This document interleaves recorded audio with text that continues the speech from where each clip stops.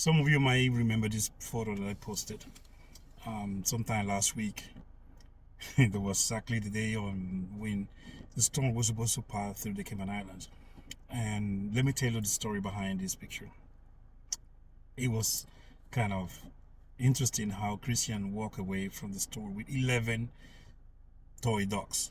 He literally cleaned up that they did the shelf where the dogs were. He got them all. He walked around the store with holding all the doggies on his arms, and he didn't want to let him go.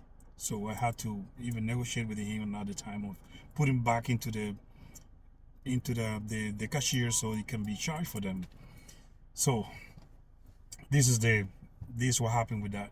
I tried to negotiate with him and make him leave some of the toys back because he doesn't need 11 dogs. He had already 6 when he bought it. Those were 11 dogs. He got already 6 of them at home. But every time we go to foster, he goes straight to that shelf. He goes to the pet shelf and he goes to get toys and stuff like that. So when I tried to take the toys from him, he had a little meltdown. He had a meltdown, and he was sitting down on the floor at Foster's. The line were big, got a big lines because people were rushing to get, produce and stuff before the storm came. And Christian was crying, being loud, and Foster's, and people was looking at him, looking at me, like what's going on. So, but we don't like it. We don't enjoy these moments, but we have developed, some kind of skills and the habit to how to manage these situations and keeping under control. I could have negotiated. I could have spent more time and tried to make him get one toy, but I didn't have the time. As I say, the line was long. It was full of people, and we were expecting to get a hurricane. We didn't know what was going on. There was a lot of uncertainty. So I just say, okay, you know what? Let's go. Even I text Kenya on the phone and she say, please don't let him buy all these toys. Don't get all these toys. He doesn't need all the toys. He has already 6 at home. So I tried. I said, Kenya, you know what? I decided to buy all the toys. It was like $11 each dog that he got. And I said, okay, you know what? Let's take him home and let's avoid this situation now. So he calmed down.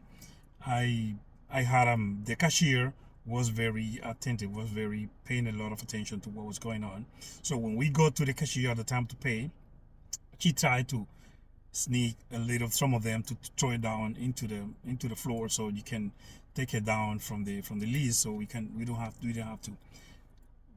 have to take him all with us. So Christian was paying attention to what was she doing. He was looking at her, and he went around, going behind the cashier. He grabbed the toys back and put it back into the cart.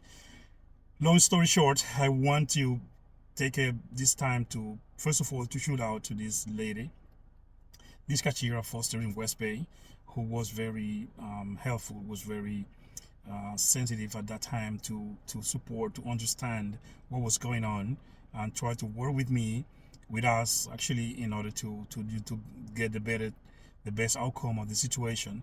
And this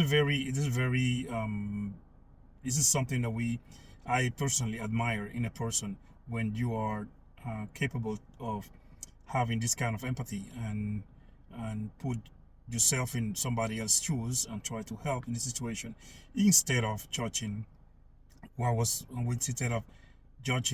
going on, what was happening. And that was what this lady did.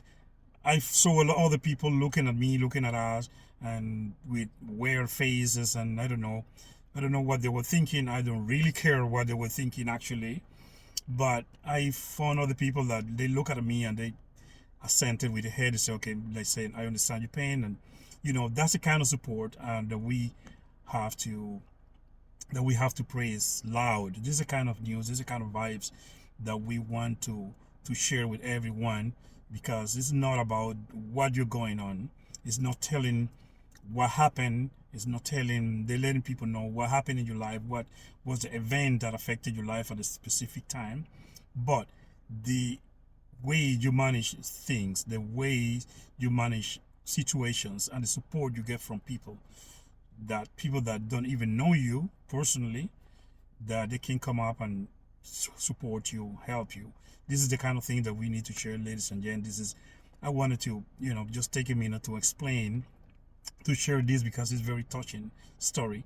We laughed the picture. We laughed as well when we post the picture on Facebook. But I know for sure that many people have no idea what was behind this picture and why Christian was walking away from the store with a bag and full of toys that he doesn't look at all right now, because he doesn't play with them at all. They're just in the corner there, pile up with another bunch of toys and stuffy animals. But well, ladies and gents, this is all I wanted to share with you. And thank you for this lady at Foster's. Thank you for the staff at Foster's, because they were very helpful. They were trying to help me out in this situation. They were understanding, and people on the line that were behind me, thank you for understanding as well, and for your patience.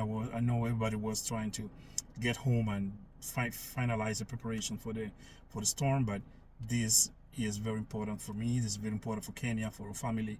This support is very important for, and this message is actually very important for all the people or the families with that have kids with all the different abilities, right? So if you see a person, if you see a family, a mom, a dad with a child, and he's giving a bad time, he's giving a hard time, he's having a meltdown, he's having these kind of situations, please help, don't judge.